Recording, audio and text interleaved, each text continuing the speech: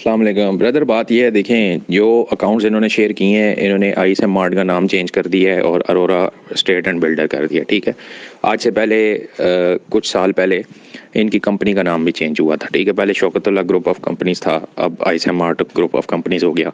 कोई पता नहीं कि आगे कुछ और भी तब्दीलियाँ आ जाएँ। तो बात यह है कि जो पहले चीज़ें चल रही थी कि इदारों के साथ ये वो सारी चीज़ें भी अब ज़्यादा एक्सप्लोर्ड हो चुकी हैं, आपके सामने है सारी। ठीक है, तो इदारे किस तरह चल रहे हैं, नहीं चल रहे, और पाकिस्तान में कैसे चलना पड़ता है, नहीं चलना पड़ता। ठीक है, इधर तो इमरान खान की जो अकड़ थी, वो अकड़ भी जो है वो ख़त्म हो गई है। तो मतलब है कि इधर जो अकड़ के काम करने वाला बंदा होता है उसको कौन चलने देता है। फिर दूसरी बात यह है कि बात भाई ने ठीक किया कि इस स्कीम को डिस्कस करने का फ़ायदा कोई नहीं है कि आपके पास जो पैकेज अभी अनाउंस हुआ है, ठीक है, 2.5 लाख का की विंडो उन्होंने ओपन की है, और साथ में जो प्रॉफिट्स कम किए हैं।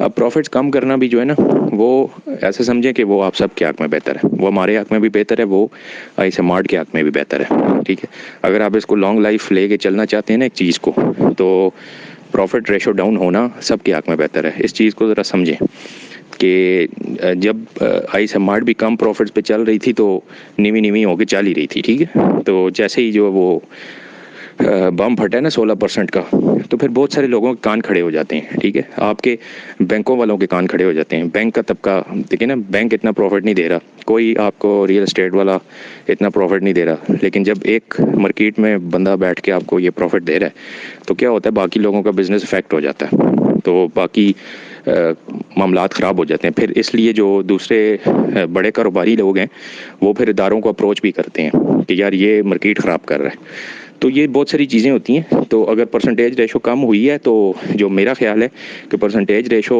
इसके बाद आगे कम ही होगी। ठीक है, उसकी रीज़न ये है कि वो सबके हक़ में बेहतर है, और उससे थोड़ा सा बाकी कारोबारी लोगों को और मार्केट के अंदर और इदारों को थोड़ा सबको सुकून आ जाएगा। ठीक है, वो हम सब के लिए बेहतर है। और बाकी इन्वेस्टमेंट करनी या नहीं करनी, वो ऑब्वियसली जो इतनी बड़ी कंपनी चला रहा है उसको भी पता है कि जब तक वो रिटर्न शुरू नहीं करेगा तो उस लेवल की इन्वेस्टमेंट या एतमाद किसी को भी अचीव नहीं हो सकता, और वो चीज़ दोबारा उस फ्लो में नहीं आ सकती। तो उसकी प्लानिंग है, लेट्स सी, इन्वेस्टमेंट आती है, लेकिन अब देखना ये है कि इन्वेस्टमेंट्स तो पहले भी, वो रिटर्न्स तो पहले भी आए थे, लेकिन अब देखना ये है कि अब रिटर्न्स किस रेशो से आते हैं। ठीक है, पहले जब आए थे तो 2 दिन के रिटर्न्स आगे नहीं चल सके, 27 नवंबर, 28 नवंबर और 29 नवंबर तक क्या सुना था, 30 नवंबर नहीं आया। तो अब ये देखना है कि अब जब रिटर्न्स शुरू होते हैं तो वो 1 दिन में, 2 दिन में कितनी डेटें कवर करते हैं। ठीक है, अगर फरवरी भी कर रहे हैं तो पता लगे ना कि 5-6 फरवरी तक पहुंच गए हैं, पता लगे जी 15 फरवरी तक क्लियर हो गया है, तो फिर बनती है बात, फिर एतमाद बहाल होने वाली कोई बात बनती है। ठीक है, तो वो हर किसी का एक पर्सनल डिसीजन है। ठीक है, तो बाकी जहाँ तक परसेंटेजेस कम होने की बात है, मेरा ये ख्याल है कि वो आगे कम होंगी।